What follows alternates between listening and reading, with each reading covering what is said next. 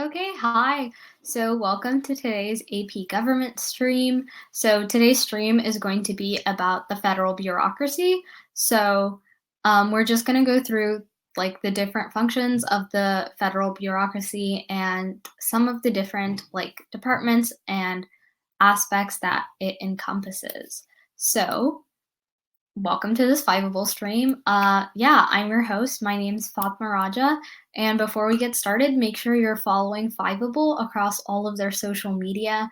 It's at Think Fiveable on Twitter, Instagram, and YouTube. So you should be able to find them pretty easily because it's standard across all of the different platforms. Okay, so yeah. AP Government also streams every single day on Tuesdays and Thursdays, every single time there's a stream. So we also stream current events on Mondays. And yeah, so, okay, like I said, my name's Fatma. And yeah, let's just talk about what's going to happen in this stream. First, we're going to talk a little bit about what the bureaucracy is, and then we're going to go into the different bureaucratic bodies, and there's four different ones: the cabinet, independent executive agencies, the government corporations, and regulatory commissions. So, before we do any of that, though, why don't we figure out where everyone is? So, what do you guys think the federal bureaucracy is, and what does it do? Like, what's the purpose of our federal bureaucracy? So, you can just answer in the chat and we'll talk about it.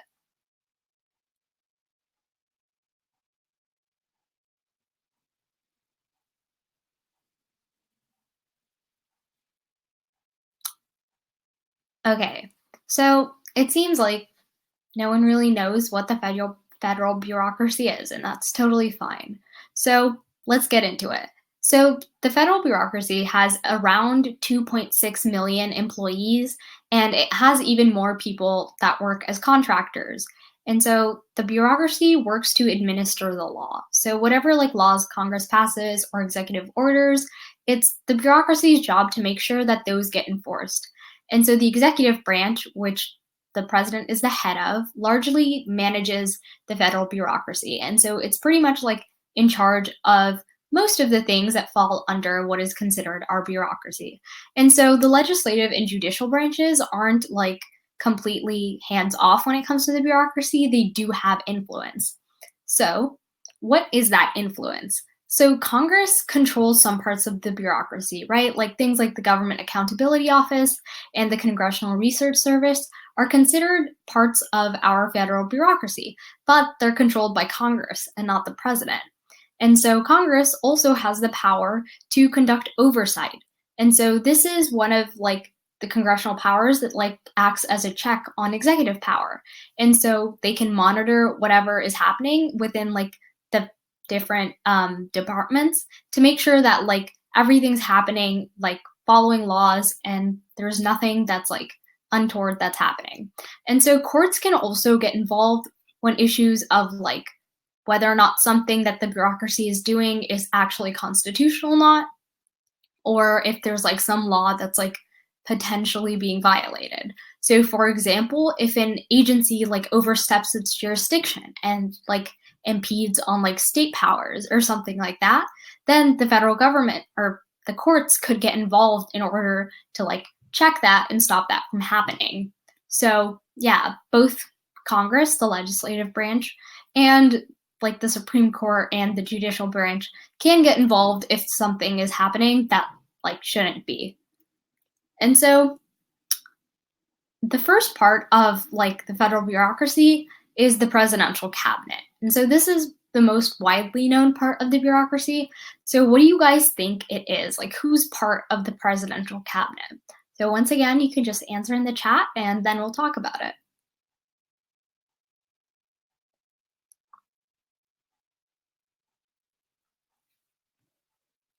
Okay, so the people that make up the cabinet are the people who are part of the different departments that are in the bureaucracy. So, and at the head of each department, so things like the Justice Department and things like that, is a secretary. And so the Secretary of State is the head of the State Department. And so those secretaries are in the cabinet. So the Secretary of State, and the Secretary of the Treasury are all part of what we consider the presidential cabinet. And so the Justice Department is headed by the Attorney General. And so that's just some different terminology there. So we don't call it the Secretary of Justice, we call them the Attorney General. And they're also a member of the presidential cabinet. And so, what the role of each secretary is that heads each department is that they direct whatever policies are being put in place by the president and the operation of each different department. So, each secretary also specializes in a specific area of policy. So, the Secretary of State largely deals with foreign affairs, and the Secretary of the Treasury deals with things when it comes to monetary policy. So when it comes to printing money and stuff like that, the Secretary of the Treasury is in charge of it. But they still have very broad responsibilities because there's a lot of different things that happen under the purview of each department, right? Because when we think about the State Department, they're dealing with a bunch of different countries. So it's not just one narrow area of policy. It's still pretty broad, even though they do have some specialization that happens. Okay, so which of these do you think is not a part of the the presidential cabinet? So A is the State Department, B is the Treasury, C is NASA, and D is the Department of Homeland Security.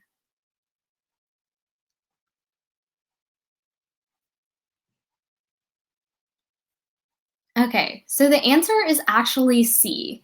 And so there are 15 different cabinet departments. And so I'm not going to read all of them, but they're all on the slide. So some examples are the Department of Commerce and the Department of Labor and the Department of Veterans Affairs. So all of these are what we consider to be cabinet level departments, right? So the Secretary of the Treasury, the Secretary of Commerce, all of those people that head up each department, they are the people that make up the cabinet. So not every single person that works in these departments is considered to be part of the presidential cabinet. It's just the person that heads it up. So yeah, Bob, you got that one right. Okay, so let's talk a little bit about how these cabinet departments are structured. So each secretary has a deputy or an undersecretary and assistant secretaries. And so what the job of the undersecretary and the assistant secretary is to direct major programs within each department. Because we talked about, the Secretary of State can't handle every single issue that comes up in the world dealing with American foreign affairs, right? So the undersecretaries and assistant secretaries take on a lot of the stuff that's specialized. So we have an assistant secretary for South Central Asia. And so they deal with issues that are going on over there that have to do with the United States. So these departments are also divided into bureaus, divisions, and sections. So when we think about the Justice Department, the FBI or the Federal Bureau of Investigation is just one part of the Justice Department. So, okay, so Bob asks, of the department heads, which are not billionaires right now? Okay, I'm gonna be honest, I don't have that memorized off the top of my head. I could tell you who the secretaries are, but I don't exactly know whether or not Elaine Chao is a billionaire. I'm assuming she's not. She's the Secretary of Transportation. So yeah. So, okay, another question for you guys. What does an independent executive agency do? It's totally fine if you don't know, because we're here to learn.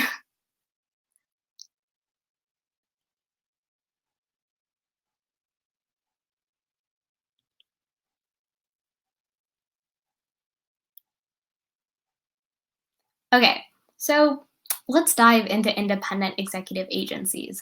So independent executive agencies are like cabinet departments, but they're smaller and they're more specialized. So there's less complexity to their structure and what they're actually doing. So they're not just doing everything related to commerce. They have a more narrow area of responsibility, and most of them aren't really free from presidential control. So they're a lot of what they do is directed by the president. And so they're considered independent in the sense that they're not part of one of like the departments. So they're not like part of the Department of Justice or the Treasury Department. It's just sort of like they're independent of those. So they're considered independent executive agencies. So one example of that is NASA. So because Congress creates independent executive agencies for a lot of different reasons, like they're more specialized. So when we think of the National Aeronautics and Space Administration, aka NASA, a lot of people thought it would be a part of the Department of Defense, right?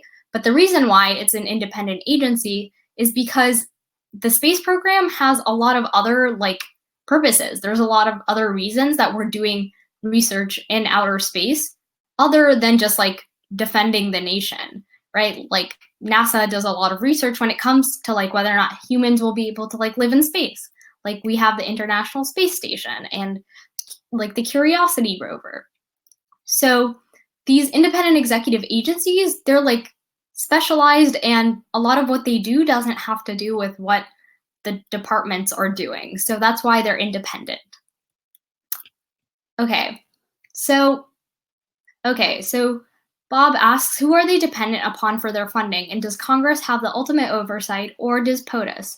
Okay, so Congress is like what the federal government funds these programs, and so like the power of the purse is like a power that was given to Congress. So like Congress does get the say in like what their funding will be. So that's who they depend upon for funding.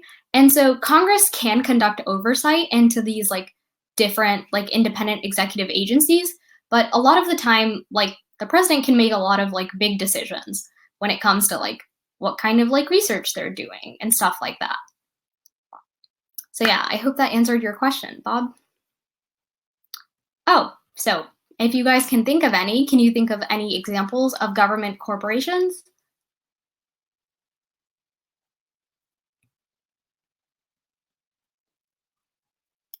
Okay, so the idea of government corporation sometimes is like difficult for people to understand because it's like, how can the government also be running a business? But the government can run a business because government corporations are literally businesses that were created by Congress. And so they're not part of any one like department. So they're like executive agencies in that they aren't a part of one of the departments and that they stand on their own, but they're different because they're literally businesses. So things like the United States Postal Service and Amtrak, they're literally just businesses and they function like businesses. So they charge fees for their services and like they want to make sure that that business is sustainable. So like they're not just handing everything out for free and stuff like that. And so a lot of the times like the government doesn't make it so no one can compete with their businesses and like completely outlaw any other like competition. So yeah, the United States Postal Service has private competition, and sometimes there's like different states that start their own like government corporations and also compete with the federal government. So things like FedEx, right? Or the United States Post or the United Postal Service, which is very similar to the United States Postal Service in its name, is a competitor to like the USPS.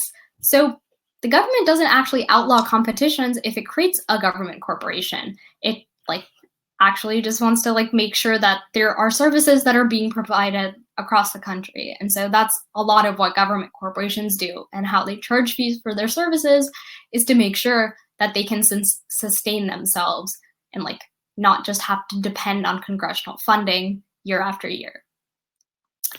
So do you guys know what regulatory commissions are? Like when you think of regulations, what do you think a regulatory commission might do?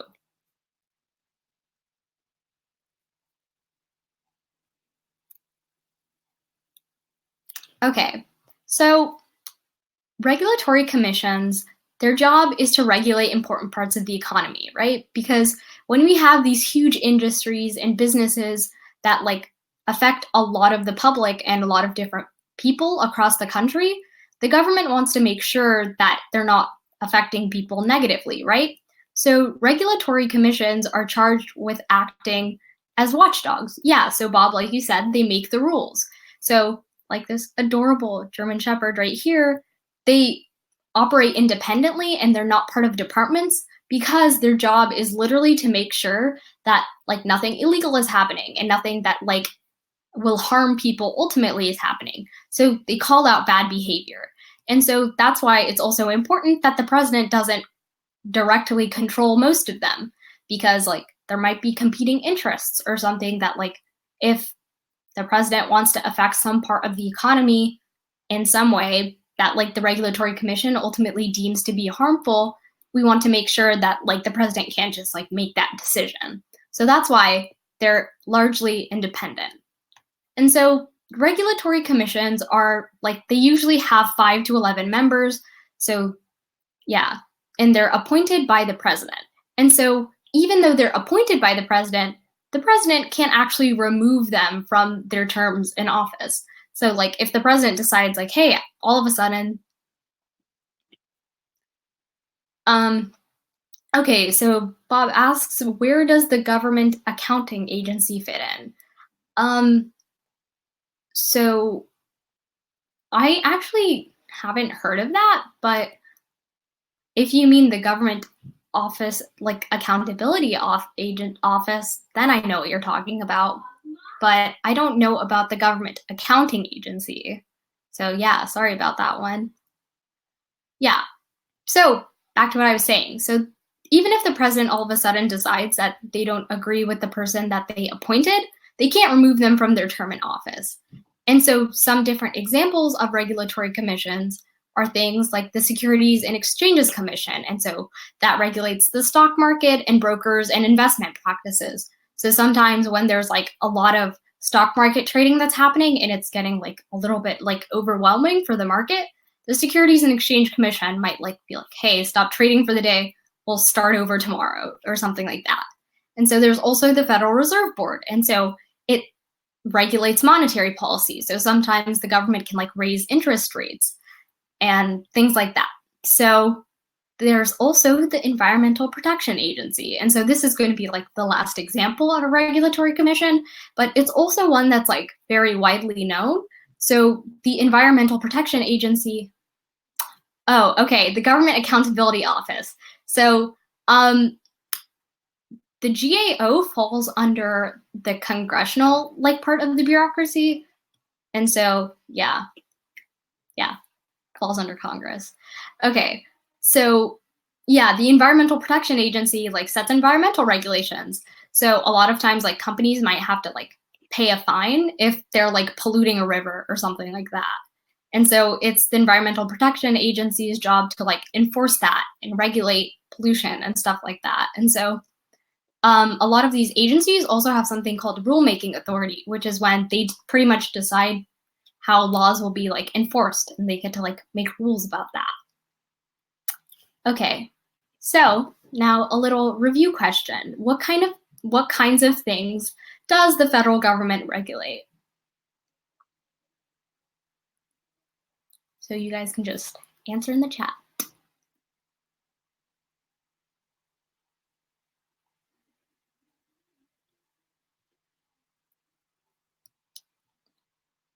Okay. Yeah. So Bob, you're right. It does, like, the government regulates things like airwaves and natural resources. So like, for example, like during certain hours of the day, people aren't allowed to like air TV shows that like have vulgar language, right? And so that's something that the government wants to make sure children aren't seeing like uncensored language that might be like bad for them or something, right? So those are some examples of things that the federal government regulates. Okay, so here are some things that we should like take away from this like particular stream. The first is that the federal government is way more than just the president, Supreme Court, and Congress. Those are like the three parts of the federal government that we tend to talk about most, but there's literally more than 2.5 million people like working for the federal government to make sure that like the Supreme Court and the president and Congress's decisions all get actually enacted and are followed. And so that makes the federal bureaucracy a very essential part of our government. They regulate things like the economy and like make sure that we have like good foreign relations with other countries and stuff like that, right? And so the head of each department when it comes to like the cabinet, the secretaries, they allow the president to get a lot more done and they execute the president's agenda. Because when you really think about it, if the president had to do everything from like conducting all of the diplomacy in the world, like making all of like the environmental decisions, it would be very difficult for the president to actually do that. So those are some very important things that the federal bureaucracy takes care of. And so if you guys have any questions, now would be the time to ask them. Yeah.